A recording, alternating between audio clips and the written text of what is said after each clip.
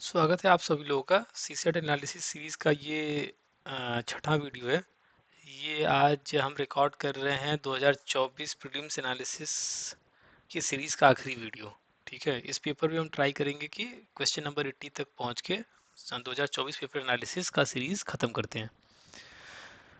आ, पिल- पिछला वीडियो थोड़ा अचानक से एंड हो गया नेटवर्क इश्यूज की वजह से, रिकॉर्डिंग अच्छे से हो नहीं पाई।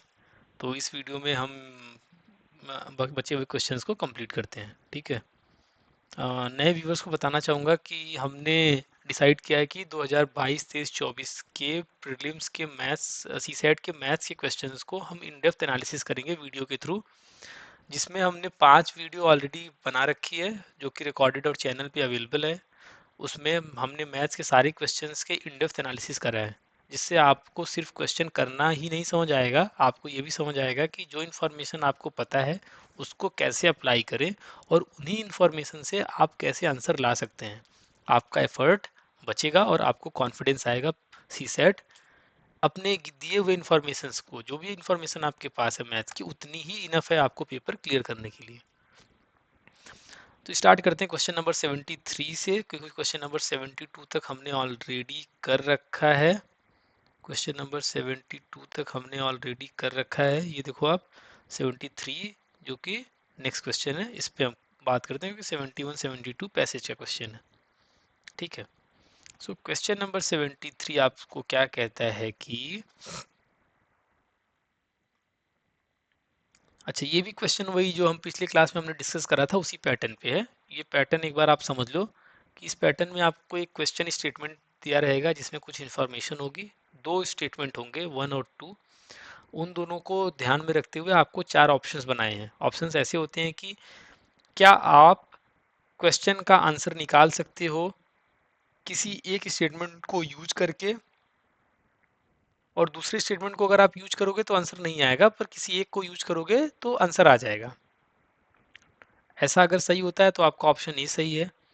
अगर ऐसा हो कि दोनों स्टेटमेंट में से किसी भी स्टेटमेंट को यूज करके अगर आप आंसर ला देते हो तो ऑप्शन बी सही है। दोनों को यूज करो साथ में, ठीक है, उन दोनों को साथ में यूज करो, जैसे as a two equation treat करके। पर अगर सही आंसर आता है तब, अकेले अकेले नहीं आ पाएगा, दोनों को साथ यूज करके, तो ऑप्शन सी सही। दोनों को साथ भी यूज करके अगर आंसर नहीं लाते तो ऑप्शन डी सही। ठीक है, ऐसे ऑप्शंस बनते हैं, जो कि हमने इन डिटेल डिस्कस किया था लास्ट क्लास की वीडियो में, आप उसको देख सकते हो। ठीक है, चलिए हम इस क्वेश्चन को करते हैं। इसमें क्या बोला है, the age of P Q is less than, okay, 100 more than 10 if interchange the digit. Okay, तो क्या बोला, पी और क्यू दो लोग हैं। पी और क्यू दोनों की उम्र 10 से ज़्यादा है, 100 से कम है, मतलब इन दोनों का जो उम्र है वो 2 डिजिट में है। ठीक है, तो 2 डिजिट में नंबर को हम कैसे लिखते हैं, 10x प्लस वाई, याद है हमने इसको कितनी बार किया है। तो अब बोलता है कि अगर x और y को इंटरचेंज कर दूं उनके डिजिट को, तो मुझे अगर उनके डिजिट को मैं इंटरचेंज करता हूँ तो मुझे क्या मिलता है, तो मुझे y की उम्र मिल जाती है। ठीक है, अब स्टेटमेंट दी हुई है। पहला स्टेटमेंट है कि age of p is greater than age of q, p की उम्र q से ज़्यादा है। अब p की उम्र q से ज़्यादा है, ठीक है, उसी क्वेश्चन मुझे पूछा क्या है, इनकी उम्र का डिफरेंस बताओ, p माइनस q बताना है। तो ये इन्फॉर्मेशन जो आपको दी गई है कि दोनों की उम्र 10 से 100 के बीच में है, और और जो दोनों जो उनके डिजिट को अगर आप बदलोगे, पी और क्यू के जो 2 डिजिट होंगे उनको बदलोगे, जैसे 81 और 18, पी की उम्र 81 और क्यू की उम्र 18, इनको बदलोगे तो इनकी उम्र ऐसे है, पी की डिजिट को बदलोगे तो क्यू की उम्र हो गई, तो अगर पी की उम्र 81 है, डिजिट को बदल दो तो ये हो जाएगा 18। ठीक है, तो ऐसे आप देखो पी की उम्र ज़्यादा है क्यू से, तो आप उनके बीच का अंतर कैसे बता पाओगे, नहीं बता पाओगे, क्योंकि अगर आप देखो ऐसे आपके पास बहुत स्टेटमेंट आएंगे ना, जैसे मान लो पी की उम्र 54, 54, क्यू की उम्र क्या होगी, डिजिट बदल दो 45, अब पी की उम्र क्यू से ज़्यादा भी है। ऐसे आपको बहुत वैल्यूज मिल जाएंगी पी और क्यू की, तो आप आंसर एक स्टेटमेंट से, मतलब पहले स्टेटमेंट को यूज करके नहीं बता सकते। अब देखता हूँ दूसरा स्टेटमेंट क्या कहता है इसमें। अब एक से तो नहीं निकल पाया, तो इसका मतलब ये बात हो गया, अगर दूसरे से निकल गया तब तो पहला ऑप्शन सही हो गया। अगर दूसरे से भी नहीं निकला तब तो पहला दूसरा दोनों गलत हो गया। दूसरा तो ऑलरेडी गलत हो चुका है, क्योंकि दूसरा सही होने के लिए, दूसरा ऑप्शन सही होने के लिए दोनों से आंसर आना चाहिए। वो तो है नहीं। तो मैं देखता हूँ अब दूसरा स्टेटमेंट, क्या इसको यूज करके आंसर ला सकते हैं। अब क्या बोला है कि सम ऑफ देयर एजेस, मतलब एक्स का एज, वाई का एज, इनका सम कर लो, मतलब इनको जोड़ लो। ये किसके बराबर है? 11/6। 11/6 किसका? 11/6 भाग है इनके दोनों की उम्र के अंतर का। 10x plus y minus 10y plus x करके देखता हूँ मैं कितना आता है। ये आता है 11x प्लस 11y। अच्छा, 11x प्लस 11y बराबर 11/6 गुणे 9x माइनस 9y। देख लो आप, यही आएगा। मतलब इसको अगर 11 से 11 में भाग दे देता हूँ तो मेरा बनेगा, और 6 बन जाएगा। आप इक्वेशन सॉल्व कर लेना, ये मैं जल्दी से सॉल्व करता हूँ। 9 3 3 2, तो ये हो जाएगा 2x प्लस 2y बराबर 3x माइनस 3y, मतलब x बराबर 5y। ठीक है, ये मुझे पता चल गया, x बराबर 5y। आप देखो यहाँ पे 10x प्लस वाई है, तो x और y की वैल्यू क्या होंगी?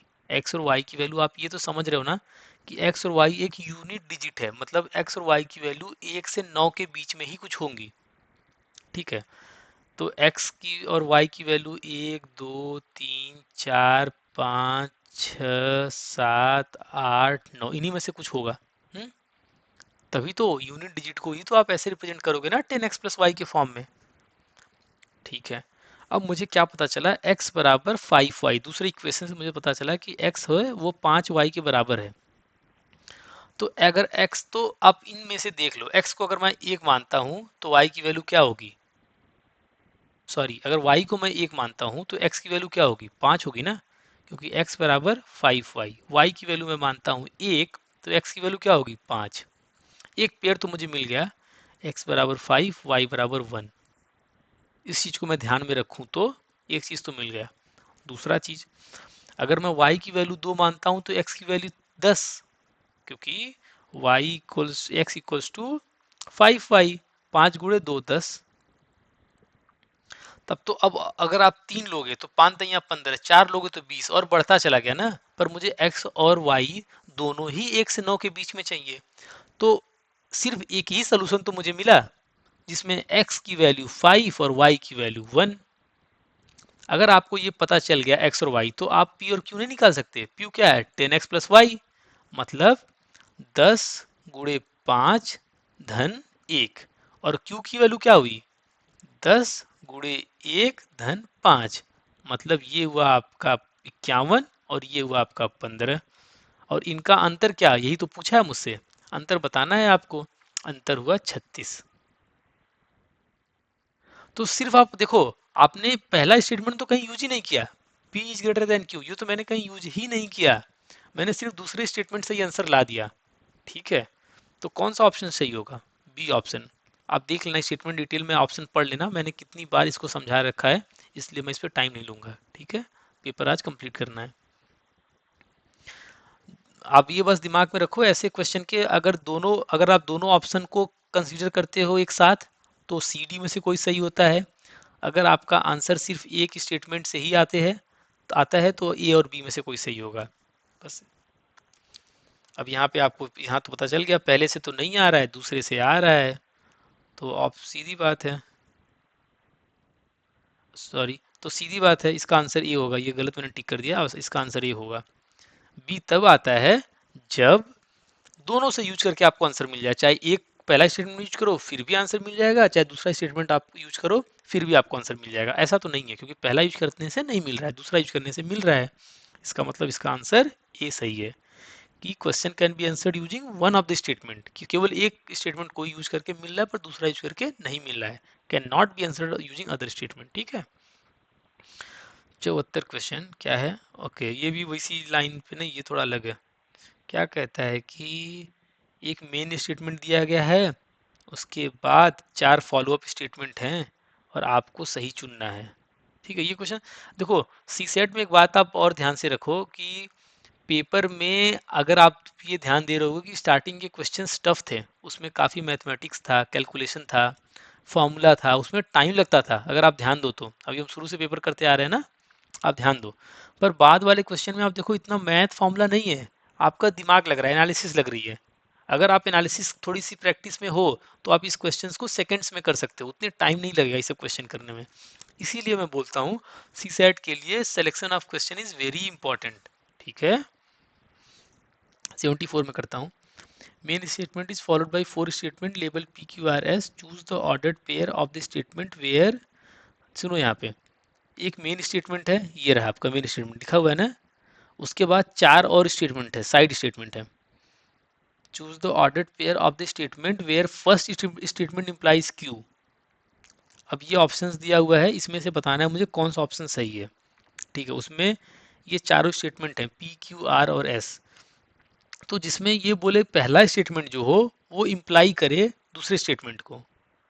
ठीक है, इन दोनों में जैसे एस पी है, तो अगर एस पी को इम्प्लाई करना चाहिए, उसके साथ साथ first statement implies second statement and the two statements are logically consistent with main statement. मतलब पहली बात तो ये कि पहला स्टेटमेंट दूसरे स्टेटमेंट को इम्प्लाई करे। इम्प्लाई करने का मतलब होता है कि मैं पहली बात जो बोल रहा हूँ उससे निकल के दूसरी बात सामने आए, उसका मतलब पहली बात का भी मतलब दूसरी बात से भी समझ में आए। पहला चीज तो ये है।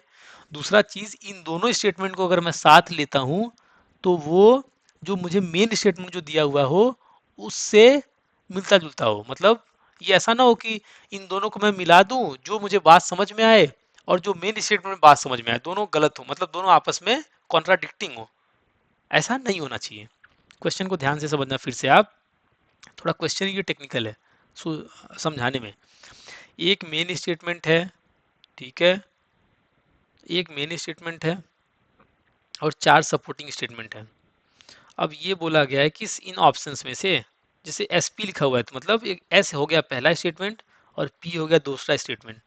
इसमें बोलता है कि पहला स्टेटमेंट इम्प्लाई सेकेंड स्टेटमेंट, मतलब पहला स्टेटमेंट आपको बताए कि दूसरा स्टेटमेंट सही है। मतलब पहला स्टेटमेंट जो बोले दूसरा स्टेटमेंट उसको कंप्लीट करे। ठीक है, यस इम्प्लाइज पी। ठीक, साथ साथ में अगर दोनों को मैं साथ लेता हूं तो ये दोनों साथ मिलके जो मेन स्टेटमेंट है उसके उससे उसके पैरेलल हो, मतलब जो बात मेन स्टेटमेंट कह रहा हो वही सेम बात दोनों स्टेटमेंट साथ में बोलें। ठीक है, अब देखते हैं क्वेश्चन को। अब इसमें क्या है कि अब इन्हीं में से ऑप्शंस को चेक करना, बताना है कौन सा ऑप्शन सही है। पहला मैं देखता हूं, बोलता है कि स्टेटमेंट एस क्या है, Pradeep is not, the main statement क्या है, एक प्रदीप नाम का कोई इंसान है, इज अ डायरेक्टर, बिकम्स इधर डायरेक्टर या फिर प्रोड्यूसर। मतलब ये आदमी या तो प्रोड्यूसर है या तो डायरेक्टर है, मतलब इन दोनों में से कुछ तो है ये। हुँ? या तो आदमी एक प्रोड्यूसर है या फिर एक ये डायरेक्टर है, इन दोनों में से कुछ तो है। अब पहला ऑप्शन है एस पी, इसका मतलब एस स्टेटमेंट क्या है, Pradeep is not a producer, मतलब प्रदीप प्रोड्यूसर तो नहीं है, ये बोल दिया पहला स्टेटमेंट, प्रदीप प्रोड्यूसर नहीं है। ठीक है, प्रदीप भाई प्रोड्यूसर नहीं है। अब दूसरा स्टेटमेंट पी क्या मुझसे बोलता है, पी बोलता है कि प्रदीप डायरेक्टर हैं, प्रदीप जी डायरेक्टर हैं। अब देखो आप यहाँ पे, आपको ये बात पता है कि प्रदीप प्रोड्यूसर हैं या डायरेक्टर हैं, इन दोनों में से कुछ एक तो हैं। ठीक है, इन दोनों में से कुछ एक तो हैं। ठीक है, अब आपको पहला स्टेटमेंट जो स्टेटमेंट एस है वो आपको बताता है, एस और पी दो अलग अलग स्टेटमेंट है। स्टेटमेंट एस आपको बताता है कि प्रदीप भाई साहब प्रोड्यूसर नहीं है। अगर प्रदीप भाई साहब प्रोड्यूसर नहीं है तो प्रदीप भाई साहब क्या होंगे, डायरेक्टर होंगे, सीधी बात है। जो कि पी स्टेटमेंट बोलता है, एस बोलता है कि पी प्रदीप जो है वो डायरेक्टर हैं। इसका मतलब एस जो है वो पी को इम्प्लाई कर रहा है, ठीक है, और वो मेन स्टेटमेंट से भी मेल खा रहा है। मेल स्टेटमेंट के हिसाब से ही तो मैं बता रहा हूँ कि अगर पी प्रोड्यूसर नहीं है जो पहला स्टेटमेंट बोलता है तो पी डायरेक्टर है। तो ये तो बात सही है, एसपी तो सही है। अब इसमें लिखा हुआ है एसपी ओनली, इसका मतलब कि बाकी स्टेटमेंट जो आरक्यू है वो गलत होना चाहिए। अदरवाइज हो सकता है एसपी भी सही हो और आरक्यू भी सही हो, उस केस में आप सी टिक करेंगे बोथ। ठीक है, देखता हूं अब आरक्यू के बारे में समझता हूं।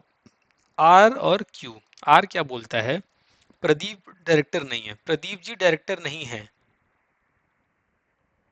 प्रदीप डायरेक्टर नहीं है। और क्यू क्या बोलता है, Pradeep is producer, Pradeep producer है। तो ये भी बात सही है, प्रदीप को या फिर प्रोड्यूसर या फिर डायरेक्टर बनना है। आर बोल दिया कि प्रदीप भाई डायरेक्टर नहीं है, तो इसका मतलब क्या हुआ, प्रदीप भाई क्या है, प्रोड्यूसर है, जो कि क्यू बता ही रहा है। तो आर इंप्लाइज क्यू। ठीक है, आर और पी का मतलब बराबर है इस स्टेटमेंट के मद्देनजर, इस स्टेटमेंट को ध्यान में देके। तो ये भी सही हो गया मेरा, एस ये भी सही है, एसपी भी सही है और आरक्यू भी सही है। इसका मतलब क्या हुआ, बोथ। ये आपका सही आंसर होगा, बोथ एसपी एंड आरक्यू। समझना ध्यान से इस क्वेश्चन को। इस क्वेश्चन में क्या है कि आप पहला स्टेटमेंट लिखो फिर दूसरा स्टेटमेंट लिखो, और बस आप ये चेक करो कि कहीं ये दोनों स्टेटमेंट आपस में तो कॉन्ट्राडिक्ट नहीं कर रहे हैं। कॉन्ट्राडिक्ट मतलब विरोधाभास, मतलब आपस में तो ये विरोधाभास की स्थिति में नहीं है कि एक यस जो बात बोल रहा है पी उसको गलत कर रहा हो। जैसे मैं बोलूं, जैसे एस बोलता है कि मान लेते हैं यस लिखा हुआ है कि पी इज नॉट प्रोड्यूसर, मतलब प्रदीप भाई प्रोड्यूसर नहीं है। और अगर पी यहीं पे बोलता है कि प्रदीप भाई डायरेक्टर भी नहीं है, ठीक है, अब एस पी तो बात हो गई, पर ये दोनों मेल नहीं खाएंगे ना, ये दोनों मेन स्टेटमेंट से मेल इसलिए नहीं खाएंगे, अगर यहाँ पे नॉट लिखा होता तो ये दोनों मेल इसलिए नहीं खाएंगे क्योंकि प्रदीप भाई कुछ प्रोड्यूसर और डायरेक्टर में से कुछ तो हैं। ठीक है, तो अगर यहाँ नॉट होता तो एसपी गलत हो जाता, पर नॉट नहीं है तो ये दोनों स्टेटमेंट सिंक कर रहे हैं। ठीक है, आपस में एक दूसरे को कॉन्ट्राडिक्ट नहीं कर रहे हैं, एसपी भी सही आरक्यू भी सही। तो कौन सा हुआ है, बोथ। खत्म। चलिए अब अगला क्वेश्चन देखते हैं हम। अगला क्वेश्चन थोड़ा सा या मैथ का है। चलो अभी तक खूब ये सिमिलर टाइप के क्वेश्चन हम कर रहे थे जिसमें मैथ कम एनालिसिस ज़्यादा। कितनी आपकी अवेयरनेस है, कितना आप ध्यान से क्वेश्चन देख के समझ पा रहे हो। अब एग्जाम प्रेशर में एक्चुअली होता यही है कि क्वेश्चंस हैं ये इजी, पर एग्जाम में ना घबराहट में इतना स्टेटमेंट इतना ये देख के इंसान घबरा के छोड़ देता है। हिम्मत ही नहीं होती कि इसको मैं अटेम्प्ट करूँ, इतना बड़ा स्टेटमेंट इतना बड़ा ऑप्शन देख के। वो फियर ही तो दूर करना है ये प्रैक्टिस के थ्रू। 3 साल के क्वेश्चंस करेंगे हम तो आप कितने क्वेश्चंस कर लोगे, आप करीब करीब 55 क्वेश्चन एक साल भी अगर मान के चलते हो तो 50 क्वेश्चन भी मान के अगर चलते हो तो 150, मतलब 160 क्वेश्चन कम से कम आप हम दोनों मिलके वीडियोस में करेंगे, और 160 क्वेश्चन इनफ प्रैक्टिस है आपके लिए। ठीक है, चलो 75 करते हैं। क्या बोल रहा है आपको, अच्छा ए प्लस बी जो है वो ए माइनस बी है, मतलब यहाँ साइन वाला ये भी कॉमन ही क्वेश्चन है। ए माइनस बी जो है मतलब ए इंटू बी है, ए इंटू बी है मतलब ए डिवाइड बाई बी है, और a डिवाइड बाई बी है, इसका क्या मतलब हुआ, इसका मतलब हुआ a प्लस बी है। ये साइन का मतलब ये है, जो प्लस साइन है उसका एक्चुअली मतलब माइनस हुआ, जो माइनस है उसका मतलब गुणा हुआ, और जो गुणा हुआ उसका मतलब भाग है, भाग मतलब जोड़ है। और आपको एक स्टेटमेंट दिया हुआ है 10 धन 30 धन माइनस 100 इंटू 50 डिवाइड बाई 25। अब इनमें से आप साइन को एक साथ हटा दो, मतलब प्लस की जगह क्या रखोगे, आप माइनस रखोगे। ये दिया हुआ है पर इसमें प्लस का मतलब माइनस होता है, ये किसी अलग गोले पे बात हो रही है। उस गोले पे ये जो चिन्ह है इसको मैं प्लस नहीं बोलता है, इस वाले चिन्ह को मैं माइनस बोलता हूँ। बस ये बात समझ लो, यहाँ माइनस वाला जो चिन्ह है ये वाला, इसको उस गोले पे मैं क्या समझता हूँ, गुणा समझता हूँ। अलग ही टाइप का गोला है ये, माइनस वाले चिन्ह को मैं गुणा समझता हूँ, गुणा हो गया। गुणे वाले चिन्ह को मैं भाग समझता हूँ, और भाग वाले चिन्ह को मैं जोड़ समझता हूँ। अब ये मतलब इसको मैं इवेल्युएट करना है, इसका मैं आपको वैल्यू बताना है। क्या फॉर्मूला होता है इसको, बोर्ड मास करके आपने पढ़ा होगा ना, bracket of divide multiply addition और सब्सट्रैक्शन। तो पहले क्या होता है, ऐसे डिवाइड होता है, तो 100/2 कितना होगा ये, 10 - 30 गुणे 100/2 में 2 आया। अब ये हो गया। आगे देखो, 10 तो अब क्या होगा, भाग खत्म हो गया तो फिर गुणा 60, ये हो गया। अब जोड़ कर दो, 10 और 60 में से 25 गया, कितना हुआ, 35। अब ये कर दो, कितना आया, -25, जो कि आपका आंसर है। कर दो। अब इसमें कुछ टाइम नहीं लगना चाहिए, आप खुद से कर सकते हो, बस रिप्लेस करना और सॉल्व करना मैथ। 76 क्वेश्चन देखते हैं। इंटरेस्टिंग क्वेश्चन ये सब है, इसमें बहुत दिमाग नहीं लग रहा है, बस आप थोड़ा सा ध्यान दोगे तुरंत सेकंड्स में आपके आंसर्स आ जाएंगे। P means greater than, okay, P मतलब क्या है, ग्रेटर देन, ठीक है, P means greater than, Q means less than, P means greater than, Q means less than, R means not greater than, R means not greater than मतलब less than equal to, R मतलब greater नहीं है तो क्या होगा, बराबर या छोटा होगा, सीधी बात। और क्या है आपके पास, और S भी है। S मतलब क्या है, S means not less than, S मतलब छोटा नहीं है, इसका मतलब क्या, बराबर होगा या फिर बड़ा होगा, सीधी बात। और लास्ट स्टेटमेंट क्या है, T, T मतलब क्या है, बराबर।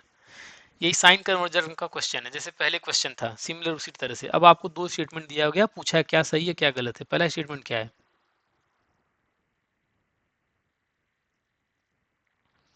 2x, S मतलब क्या, greater than equal to, S मतलब ये है ना, greater than equal to 3y। अगर आपको ये बोला गया है कि 2x greater than equal to 3y है, तो अच्छा इतना है, और एक चीज आपको बोली गई है कि 3x, टी मतलब बराबर 4z, ये दो चीज आपको बताई गई है। तो इसके आधार पे आप मुझे ये बताओ कि 9y, पी मतलब क्या, greater then 9y greater than 8z, ये ऐसा होगा क्या।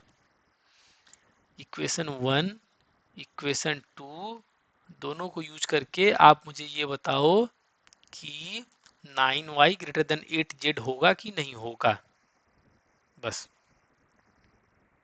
ठीक है, अब यहाँ पे देखो, जो 8z दिख रहा है 8 मतलब डबल, तो इसका मतलब क्या हुआ, 6x बराबर 8z, मिल गया।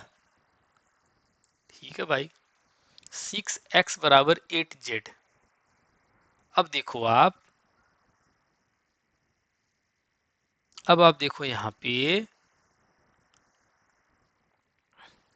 क्या करता हूं मैं कि चाहे मैं 3 से गुणा कर दूं तो क्या होगा, ये होगा 6x greater than equal to 9y, ये मिला आपको। यहाँ पे 3 से दोनों साइड गुणा करता हूं तो आपको ये दे देगा, आपको 6x जो है वो greater than equal to 9y, 3 से दोनों साइड मैंने गुणा किया, मतलब क्या हुआ, 6x बराबर क्या है, मुझे पहले स्टेटमेंट पता चला 8z के बराबर है, मतलब 8z, 8z is greater than equal to 9y, ये मिला। पर यहाँ पे क्या दिया है, उल्टा दिया हुआ है, 9y को बड़ा बता दिया है 8z से, पर एक्चुअली में क्या है, 8z बड़ा है 9y से, तो ये तो बात गलत हो गई। ध्यान से देख लो, आपको पहले साइन दिया है, एस टी पी की वैल्यू आप उसको रिप्लेस कर दो, तो उससे आपको दो स्टेटमेंट मिल जाएगा, ये और ये, और इन दोनों की मदद से आपको बताना है ये तीसरा स्टेटमेंट क्या है, सही है या गलत है। पहला स्टेटमेंट आपको देखते हो कि 2x greater than equal to 3y, मैंने क्या किया, दोनों साइड 3 से गुणा कर दिया, तो ये हो गया 3x greater than equal to 9y। और ये क्यों किया, क्योंकि मुझे 9y और 8z के ही फॉर्म में आंसर चाहिए, इसीलिए मैंने ऐसा किया। दूसरा स्टेटमेंट को आप देखो, क्या दिया हुआ है, 3x बराबर 4z, मैंने क्या किया, दोनों साइड 2 से गुणा किया, तो 3 हो गया 6, 4 हो गया 8, 6x बराबर 8z।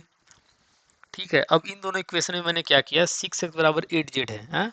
और इस इक्वेशन में मुझे मिला कि 6x बराबर 6x greater than equal to 9y। अब क्या करूं, मुझे y और z में चाहिए, तो x को मैंने हटा दिया, 8z से, तो क्या मिला, 8z यहाँ से हटा दूंगा तो 6x की जगह 6x की जगह 8z में रख दूंगी, दोनों बराबर ही है। ये देखो, तो 8z क्या होगा, बड़ा होगा 9y से।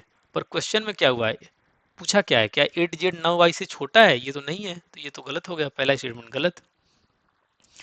ये स्टेटमेंट गलत हो गया, ये गलत होगा, चाहे टू बी सही होगा चाहे डी सही होगा। आगे देख लेते हैं। अब दूसरा स्टेटमेंट इसमें क्या बोलता है, दूसरा स्टेटमेंट ध्यान से देखना, पहला आप समझ गए हो तो दूसरा भी ध्यान से समझने की कोशिश करना। इन सब क्वेश्चंस में यार थोड़ा सा आप ना पेशेंस लगा के प्रैक्टिस कर लो, उसके बाद ना ये क्वेश्चंस आपके लिए बहुत इजी हो जाएंगे।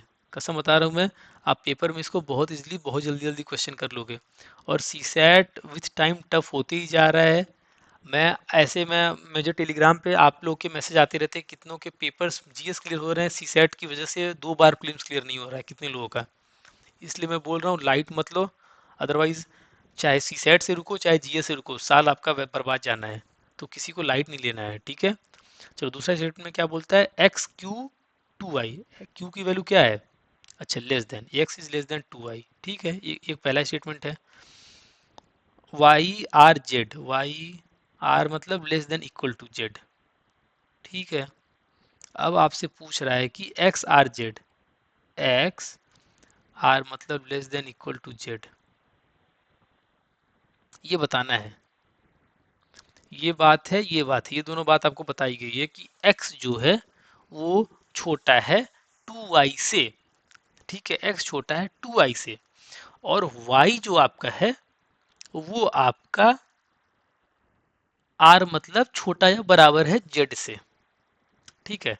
अब मुझे x और z का रिलेशन निकालना है, इन दोनों को यूज करके x और z का रिलेशन निकालना है, ठीक है।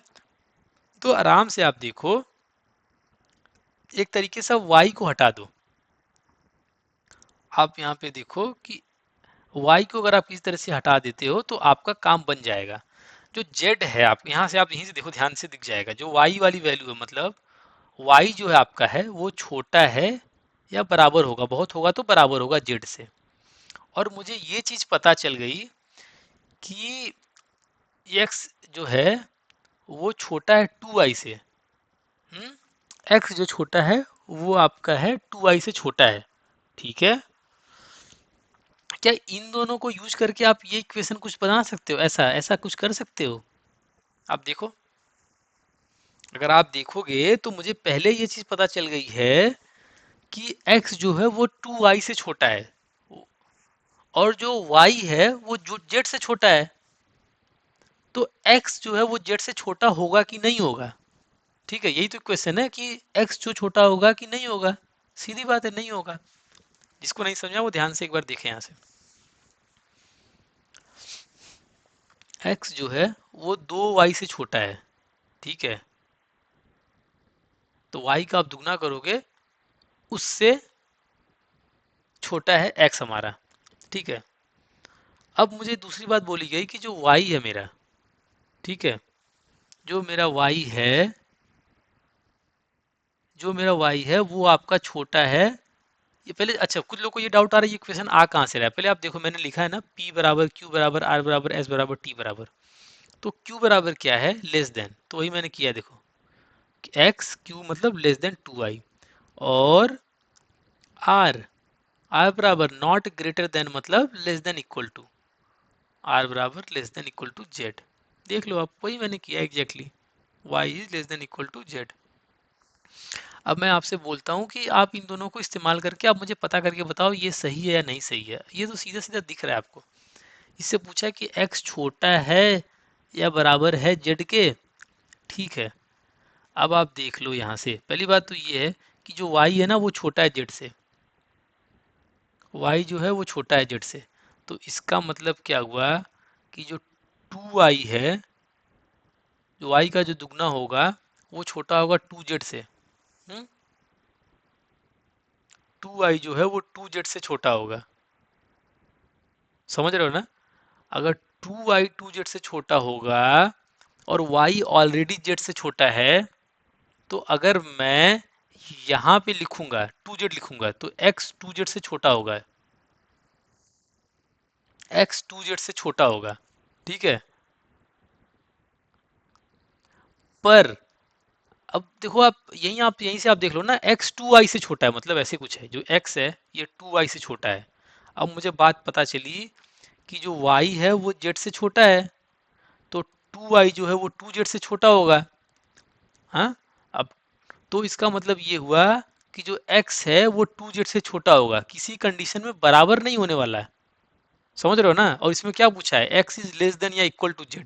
इक्वल टू की तो केस ही नहीं आती है, ये अपने आप स्टेटमेंट गलत हो गया। हम्म तो इसमें ना पहला सही ना दूसरा सही, दोनों गलत, दोनों गलत मतलब डी ऑप्शन, खत्म। ठीक है, बस जैसे आपने पहला क्वेश्चन किया वैसे दूसरा क्वेश्चन, इस क्वेश्चन में करना वही होता है कि आप देख लो एक्स वाई जेड है क्या, फिर उनको आपस में रिप्लेस कर दो जाके, एक दूसरे का इस्तेमाल करके, बस। ठीक है, हो सकता है पहली बार में किसी को ये क्वेश्चन टफ लगे, और थोड़ा ये क्वेश्चन दिमाग लगाने वाला है भी, कि किसको कहाँ से, अगर x छोटा है y से, y छोटा है z से, तो x छोटा होगा z से। तो सीधी बात है ना, ये अगर आप ये समझ रहे हो तो ये काम आपका हो गया।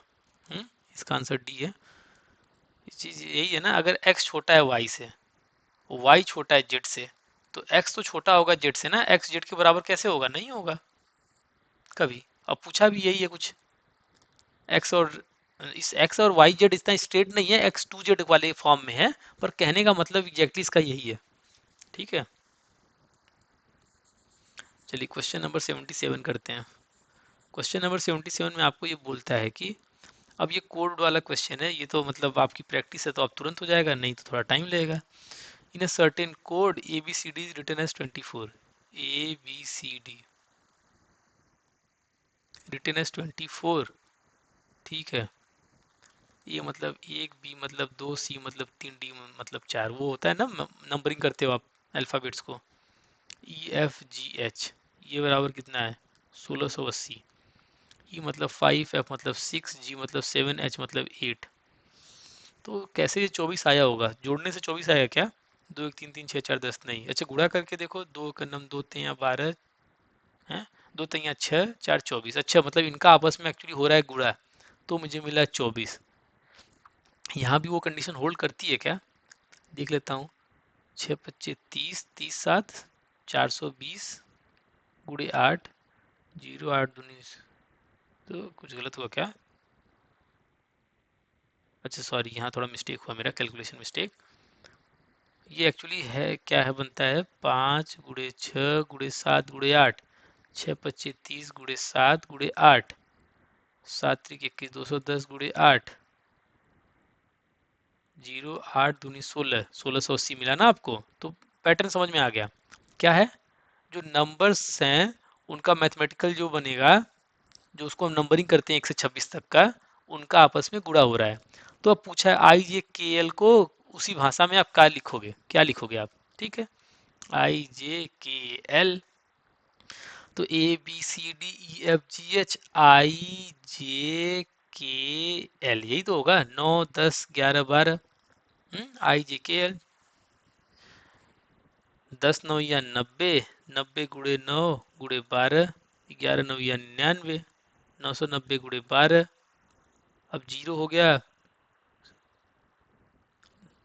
12 9 या 108 का 8 10 हासिल, फिर 108 और 10 118, तो ये आ जाएगा ऑप्शन ए। हाँ, 77 का यह बन जाएगा ऑप्शन ए, खत्म।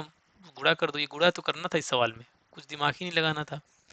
जो ऑप्शन, जो इंसान पेपर में यहाँ पहुंचा होगा वो 10 सेकंड में क्वेश्चन करके आगे बढ़ा होगा, और जो स्टार्टिंग के क्वेश्चन में बहुत ज़्यादा टाइम लगा दिया होगा, ठीक है, उसके क्वेश्चन छूटेंगे ही। बाद में यही होता है कि पेपर छूट गए, क्वेश्चन तो मुझे आ ही रहा था, हो नहीं पाया मेरा। ठीक है, अब करते हैं 78 question. Certain code pot is written as a top.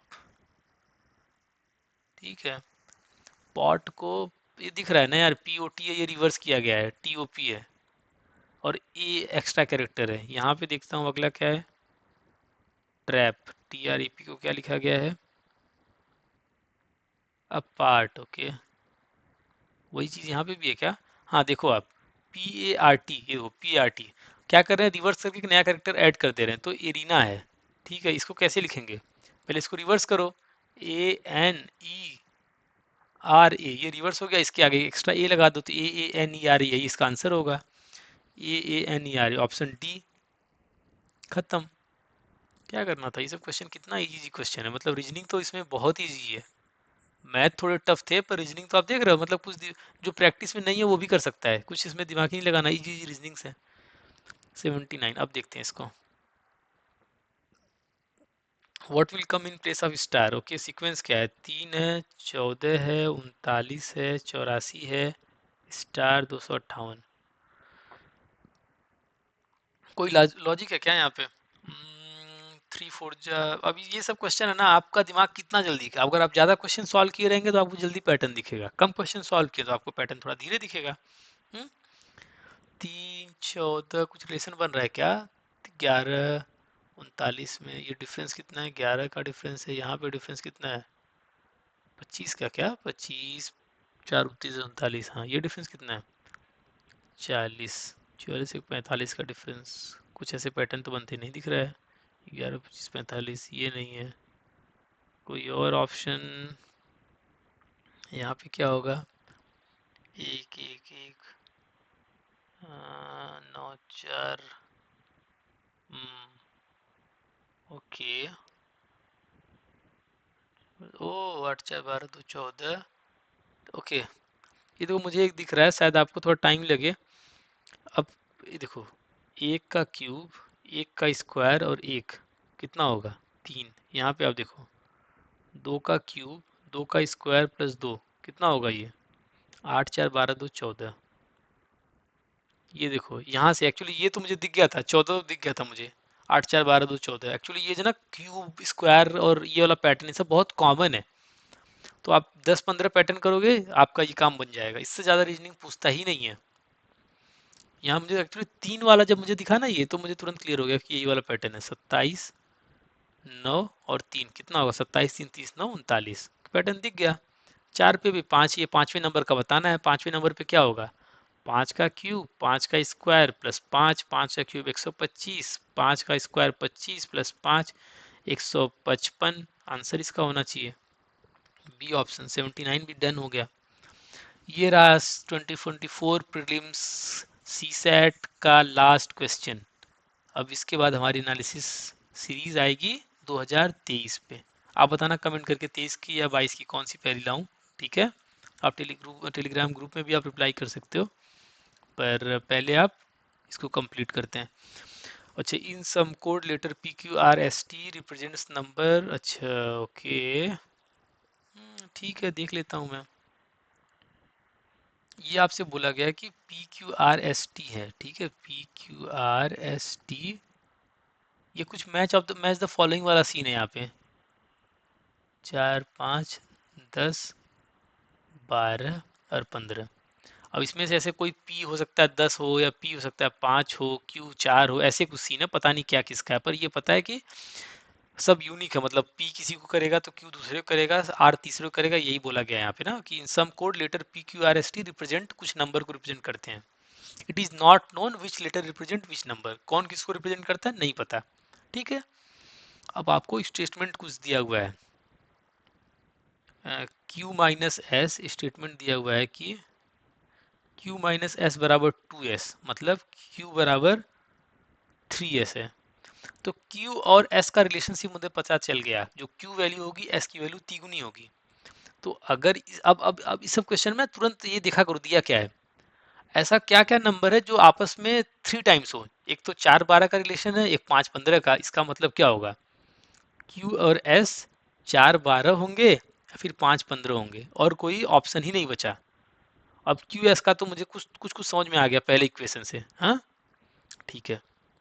अब दूसरा इक्वेशन देखता हूँ, यहाँ पे दिया हुआ है एंड टी बराबर आर प्लस एस प्लस 3, ये चीज दिया हुआ है, ठीक है। Then what is value of P plus R minus T, मुझे इसका वैल्यू बताना है, ठीक है। अब कैसे कर सकते हैं, कैसे यहाँ पे कर सकते हैं कि टी बराबर जो है वो आर प्लस एस प्लस 3 के बराबर है, ठीक है।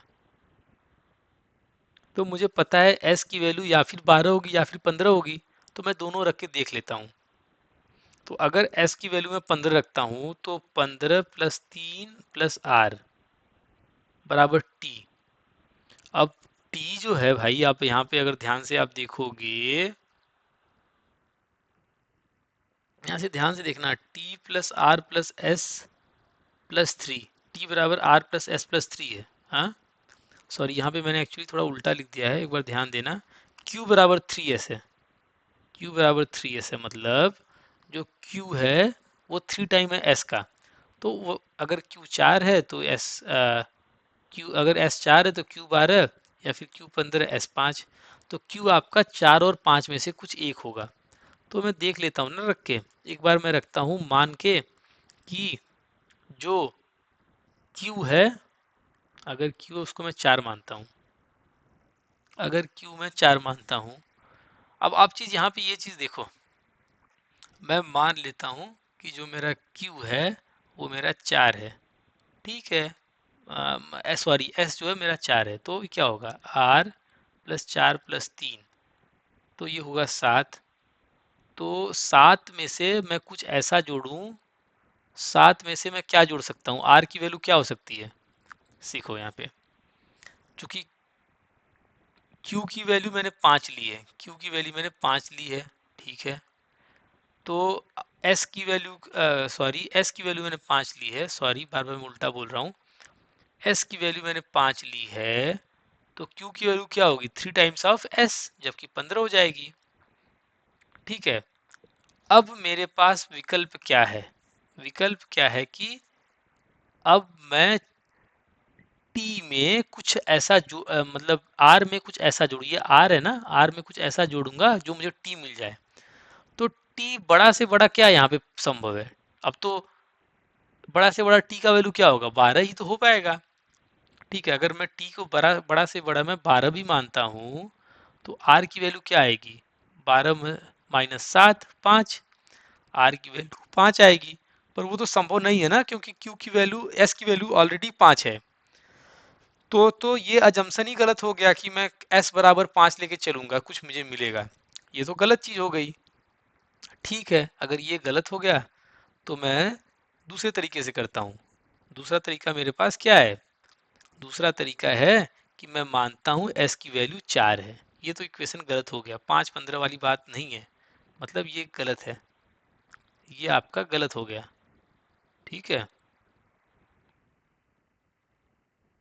अगर ये आपका गलत हो गया तो सही क्या होगा, 4 और 12, s की वैल्यू 4। अब देखना, अब यहाँ से आपको आंसर मिल जाएगा, क्योंकि यही पॉसिबिलिटी थी, पहले एक पॉसिबिलिटी मैंने गलत कर दी, दूसरी बची है। अब आपको यहाँ मिल गया s बराबर 4, तो अगर s बराबर 4 मिल गया तो q बराबर मिल जाएगा 12, ये हो गया। अब कर देते हैं, दूसरा इक्वेशन था t बराबर r प्लस s प्लस 3, ठीक है।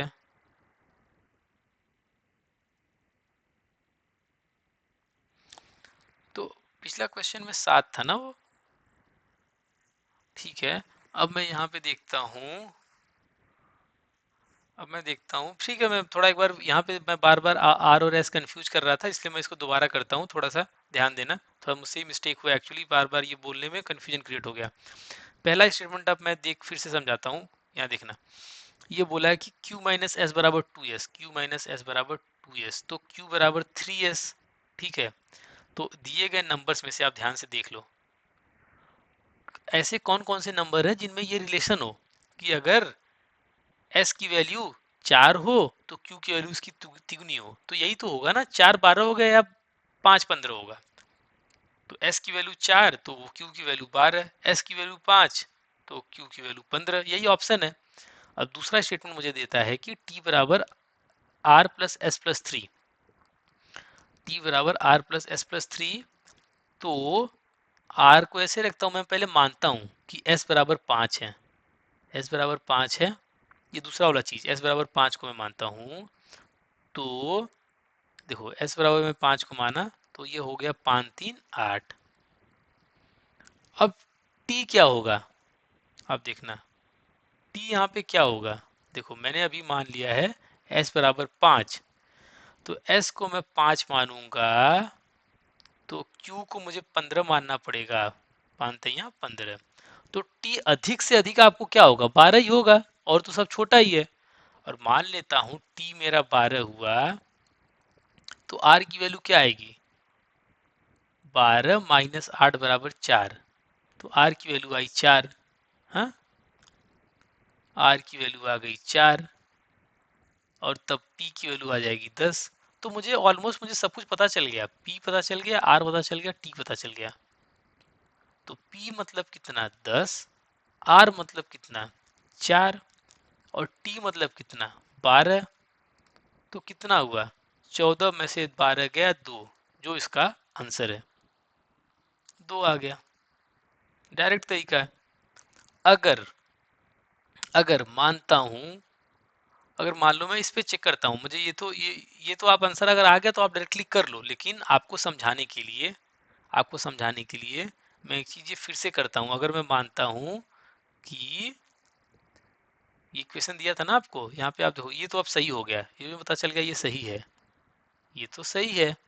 पर मान लेता हूं मैं ये रख के चेक कर लेता हूं एक बार, ठीक है, समझाने के लिए कि ये गलत है कैसे, देख लो।